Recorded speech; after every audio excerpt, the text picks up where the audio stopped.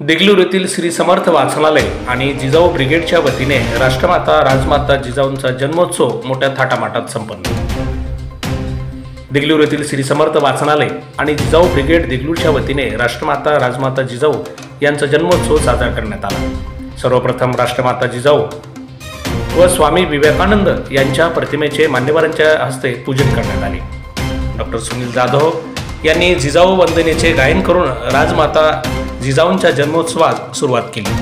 जिजाऊ ब्रिगेडच्या तालुका अध्यक्षा चैतन्यताई वानखेडे, संजीवनीताई सूर्यवंशी, रंजनाताई मानुरे, मीनाताई कोठारी, डॉक्टर सुनील जाधव, देवेंद्र सेठ मोतेवार, जयदीप वरखिंडे आदींनी राष्ट्रमाता जिजाऊंच्या चिरंजीव कार्याचा आढावा घेत आपले विचार मांडले।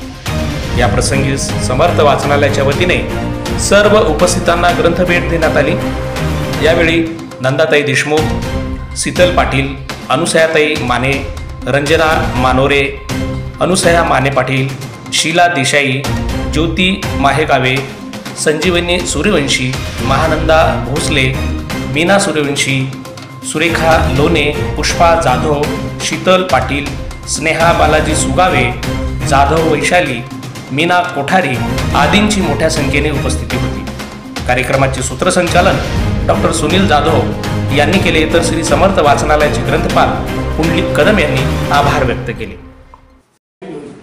आपण सर्व जिजाऊंच्याच लेखी आहात, सावित्रीच्या व जिजाऊंच्या लेखी आहात। सावित्रीचे विचार व जिजाऊंचे विचार एक विचारही जर आपण अंमलात आणला तर खरी जिजाऊ जयंती व खरी सावित्रीबाई जयंती होईल। मतभेद तर प्रत्येक ठिकाणी असतात, प्रत्येक घरात असतात, पण ते मतभेद बाजूला ठेवून आता भाऊनी सांगितलेलं आहे की आपण आपले मतभेद बाजूला ठेवायचे आणि सामाजिक कार्य करत असताना एकत्र यायचं चलत असते। आणि जिजाऊ जयंती, सावित्रीबाई फुले जयंती हे एकत्र येऊन देगलूरचा आपला जो जिजाऊ ब्रिगेडचं नाव पूर्ण महाराष्ट्रात गेलेलं आहे जिजाऊ जयंतीसाठी, तसंच टिकून ठेवलं पाहिजे। मी इतकी लहान आहे की इतक्या सगळ्या दिग्गज लोकांसमोर काही बोलू शकत नाही। धन्यवाद। जय जिजाऊ। सर्वांना जय जिजाऊ। शिवरायांनी स्वराज्य घडविलं आणि आसाहेब जिजाऊंनी शिवरायांना घडविलं। सर्वात मोठी गोष्ट आहे ती संस्काराची। शिवरायांना जिजाऊंनी जे संस्कार दिले त्याच्यामुळे शिवरायांचं आयुष्य खऱ्या अर्थी पणाला लागले। कारण कोणती आई असते प्रत्येक लेकराच्या मागं आणि आईने दिलेले संस्कारच असतात जे आपल्याला आयुष्यभर टिकवायचे असतात।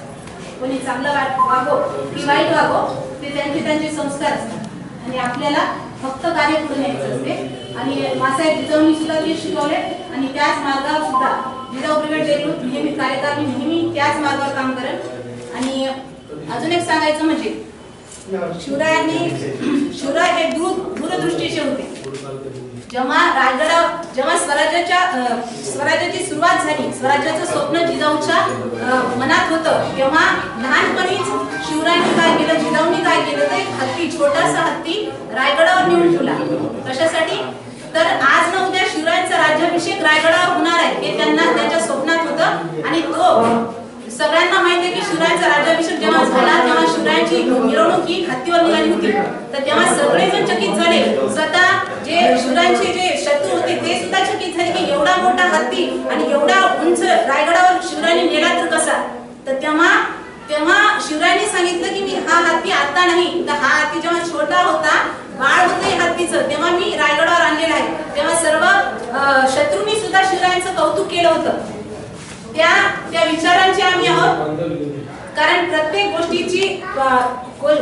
गोष्टीचं मूळ जरी कोणी रोवलेलं असेल त्या मुळाकडे आम्ही बघणारे नाही, तर आम्ही चांगल्या दूरदृष्टीनं घेऊन आम्ही कार्य पुढे नेणार आहोत। त्याच्यासाठी मासाहेब जिजाऊची शिकवण उराशी बाळगून, शिवरायांचे आदर्श उराशी बाळगून ही जिजाऊ ब्रिगेड कार्यकारिणी नेहमी कार्यतत्पर राहील, नेहमी उत्तरोत्तर चांगलेच कार्य करत राहील। स्वतःचं नाव आजवर वैयक्तिक स्वतःचं नाव मी स्वतः टिकवलेलं आहे आणि जिजाऊ कार्यकारिणी सुद्धा मी आश्वासन देते की माझी कार्यकारिणी नेहमी आपल्या नावाला खरी उतरेल। आणि या मासाहेब जिजाऊच्या जयंतीनिमित्त सर्वांना मनापासून शुभेच्छा देते। आणि 19 तारखेला इथं जे मान्यवर उपस्थित आहेत त्यांना विनंती करायला की 19 तारखेला जिजाऊ ब्रिगेड देगलूर कार्यकारिणीतर्फे आपल्या इथं मुंबईच्या सीमाताई पाटील यांचा शाहिरी जलसा आहे, ज्या जिजाऊच्या म्हणजे पूर्ण चरित्रावर त्यांनी नाट्यकरण सादर करणार आहेत. खूप मोठा कार्यक्रम आहे. सिंदखेड राजाला याचं म्हणजे एक कार्यक्रम झालेला आहे. तरी सर्व मान्यवरांना मला त्यांची ओळख नाही, बहुतेक चित्राव सर मोतीवार सर हा आज पहिल्यांदा तुमची माझी भेट झाली. त्याच्यासाठी मी खास करून तुम्हाला सांगू इच्छिते की त्या कार्यक्रमाला आवर्जून तुम्हाला आमच्याकडून निमंत्रण पत्रिका येईल सर. पण सर जयदीप सर तुम्हाला सुद्धा विनंती आहे, राहुल मॅम तुम्हाला सुद्धा विनंती आहे आणि सर तुम्हाला सुद्धा की सगळ्यांनी तुम्ही उपस्थित राहा आणि आमच्या कार्यक्रमाची शोभा वाढवा. धन्यवाद. अभिवादन करून मी माझ्या 2 शब्दांना सुरुवात करत आहे आणि उपस्थित सर्व आदरणीय बंधू आणि भगिनींनो, जिजाऊबद्दल सांगायचं म्हटल्यानंतर आपल्याला आपला जन्म सुद्धा पुरणार नाही. खूप काही त्यांच्याबद्दल आहे आणि सगळ्यांना माहिती सुद्धा आहे. तरी पण माझे 2 शब्द मी सांगण्याचा प्रयत्न करणार आहे. जेव्हा लखोजी जाधवांच्या घरी जे कन्यारत्न जन्माला आलं तेव्हा म्हाळसाबाई त्यांच्या मातोश्री त्यांनी ठरवलं की ही कन्या पुढे चालून मोठं म्हणजे काहीतरी घडवेल असं त्यांना ते संकेत दिलेलं होतं त्यांच्या गुरूंनी आणि त्याप्रमाणे त्यांनी कार्य करू लागले. आणि जेव्हा 5वी होती जिजाऊंची तेव्हा त्या 5वीलाच त्यांनी तिथे काय ठेवल्या म्हणजे तलवार ठेवल्या, कारण ही कन्या पुढे चालून आपलं महाराष्ट्र गाजवणार आहे त्यांना ते माहिती होतं. आणि त्याप्रमाणे जिजाऊचं सुरू झालं. जेव्हा जिजाऊ रडायच्या लहान असताना एकदम 2 महिन्याच्या 4 महिन्याच्या जसं जसं मोठ्या होऊ लागल्या तेव्हा रडत असताना त्यांची ते जी दाई होती तिने ते कुठे घेऊन जायच्या म्हणजे तिथे तलवारबाजी शिकवली जाते तिकडे घेऊन जायच्या. त्या जेव्हा त्यांना ऐकू येऊ लागलं ते तलवारीचं खणखणाट तेव्हा ते शांत होऊ लागले.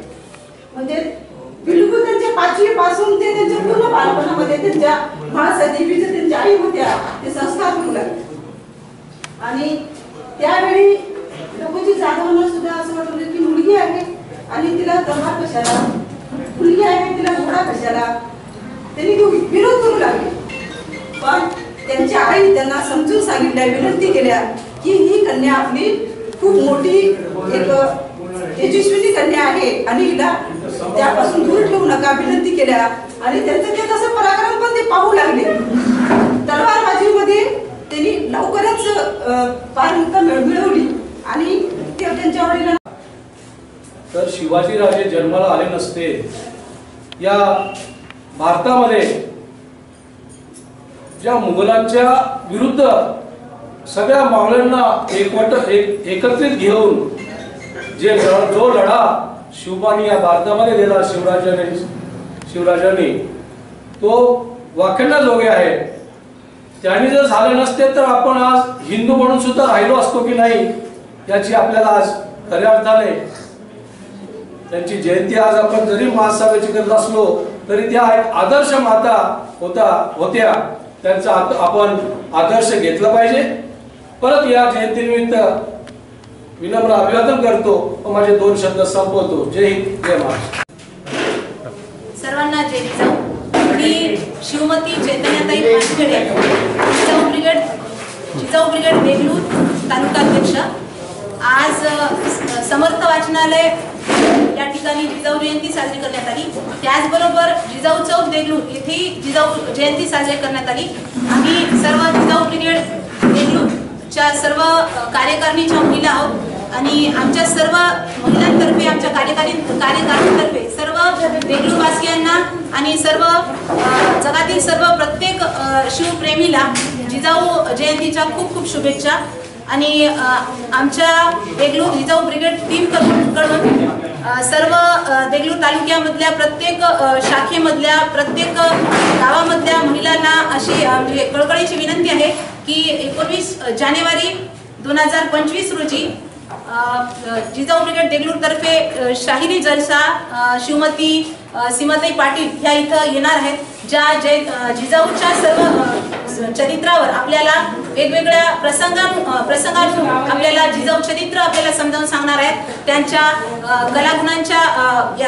कलागुणामुळे कलागुणासाठी म्हणजे कलागुणांचं हे करून तर त्या सर्व महिलांना मी विनंती करते की त्या 19 जानेवारीच्या शाहिरी जलसेला तुम्ही उपस्थित राहून आमच्या कार्यक्रमाची शोभा वाढवावी आणि सर्वांना परत एकदा जिजाऊ जयंतीनिमित्त खूप खूप शुभेच्छा देऊन मी सर्वांची रजा घेते. जय जिजाऊ.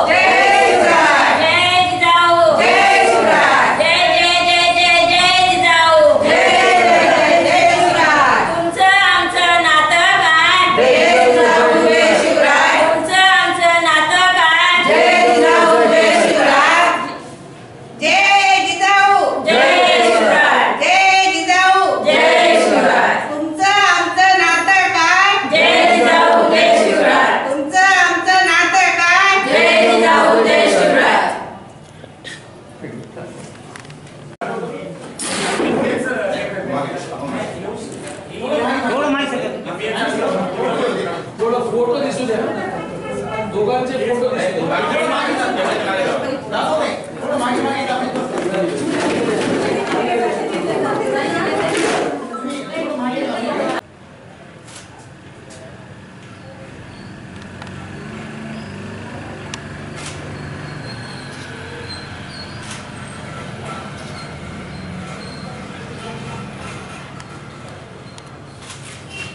एक मिनिट थांबा.